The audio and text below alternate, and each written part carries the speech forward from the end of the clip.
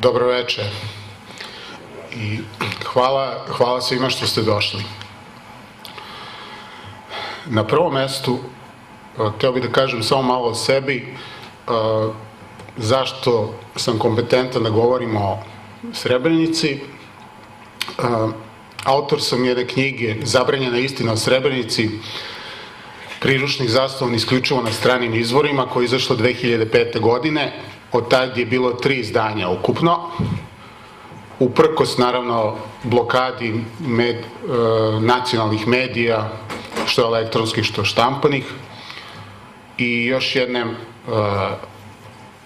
knjižice Šta se stvarno desilo u Srebrenici 1995. godine, koja je štampana u 30.000 primeraka pre 2 godine, uoči rezolucije o Srebrenici koja je prošla Narodnu skupštinu Republike Srbije.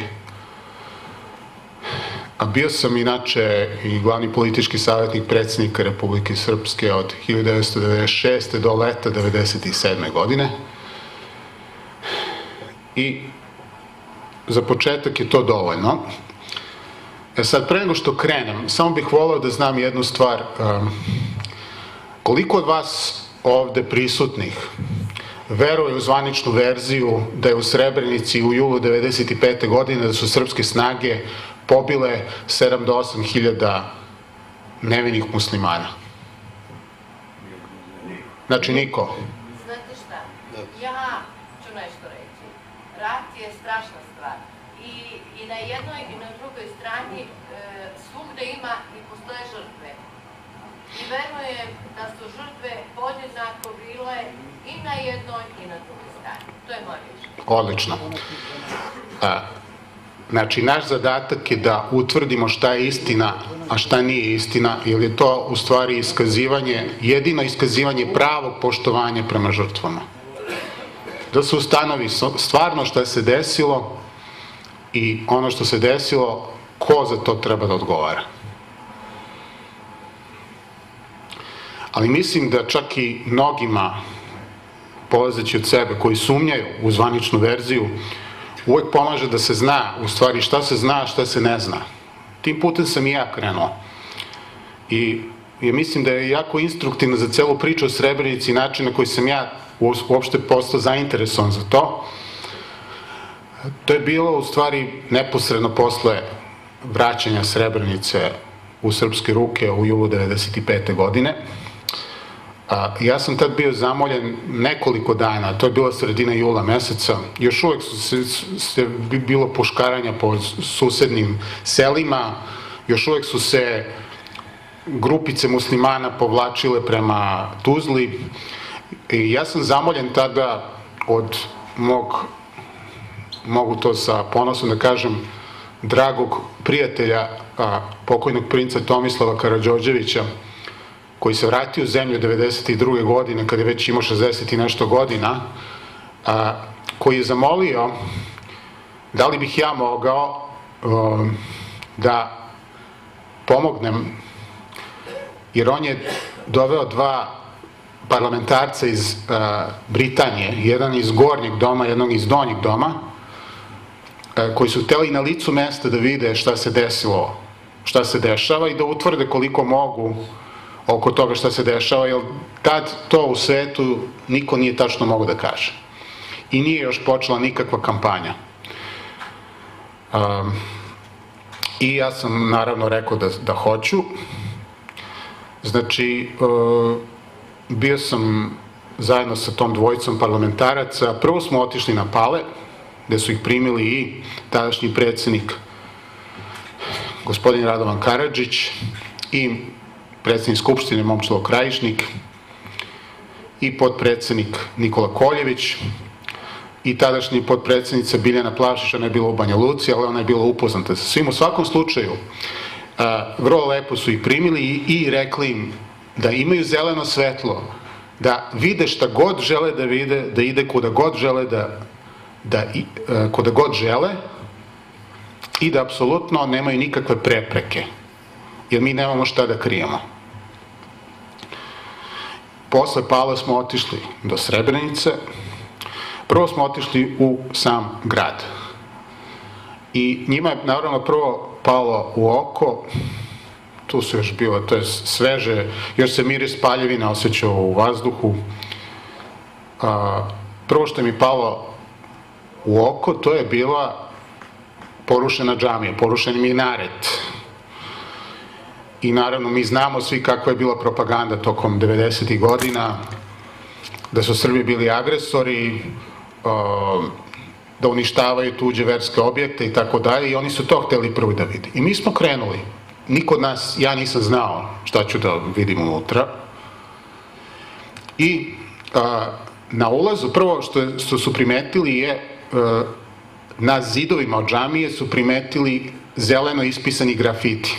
Znači, na arapskom jeziku, delimično i na srpskom, to jest na latinici, jekavici.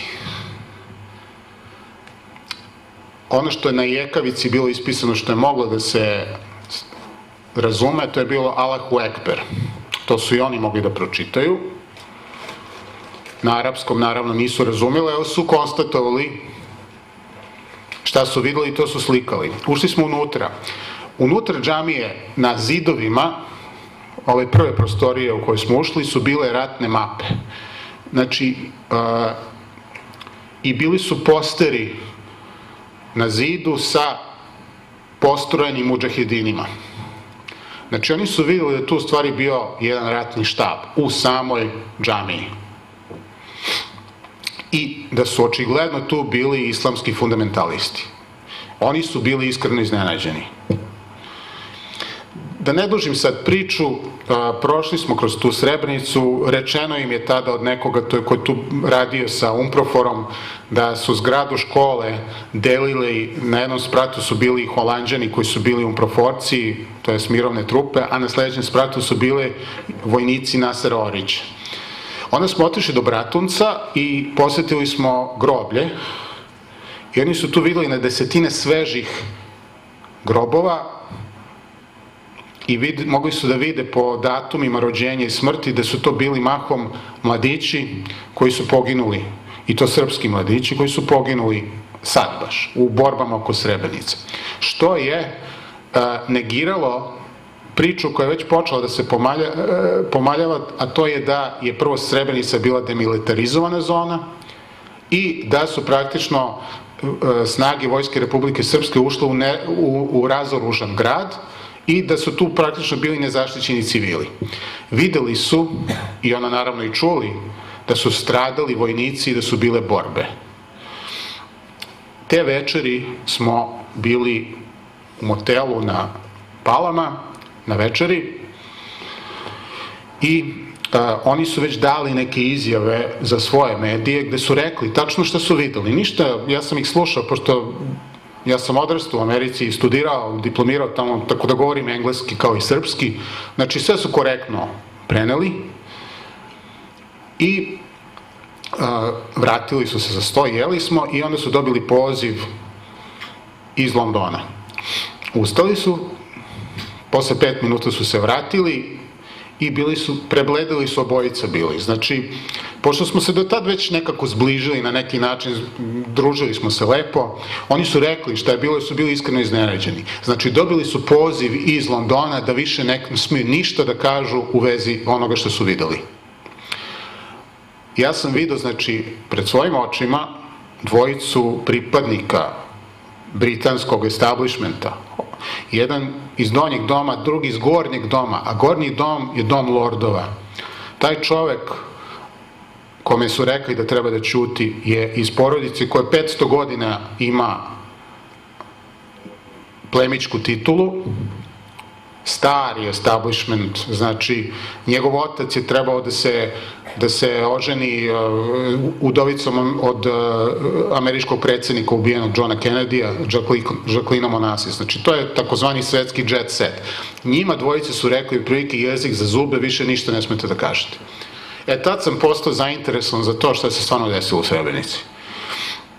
Naravno, istina je polako počela da izlazi i dugo godina je trebalo i još nije cela izašla. Ali ukratko mogu da vam kažem sledeće. Ja sam se koncentrisao na početku i to je ono čime sam se bavio u svojoj knjizi, stranim izvorima.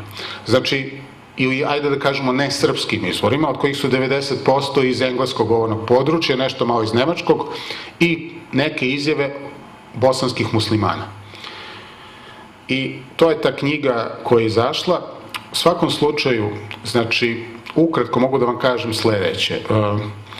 Merodavni izvori koji se bave čistom faktografijom, a reći ću vam prvo koga ću citirati, Philip Corwin, Amerikanac, koji je u julu 1995. godine bio najviši civilni zvaničnik Ujedinjenih nacija na terenu u Bosni i Hercegovini. On je tvrdio od jula 1995. godine pa sve do smrti početkom prošle godine da je u Srebrenici u julu 1995. godine stradalo streljanjem, pogubljenjem najviše 700 do 800 ljudi. I nikad nije, kad god su ga intervjuisali, nikad nije menjao tu cifru. Stvar je u tome što on nikad to nije mogao da kaže na bilo kom glavnom nacionalnom mas mediju na zapadu. Čovjek je naletao na cenzuru, iako je on trebao da bude jedan od njihovih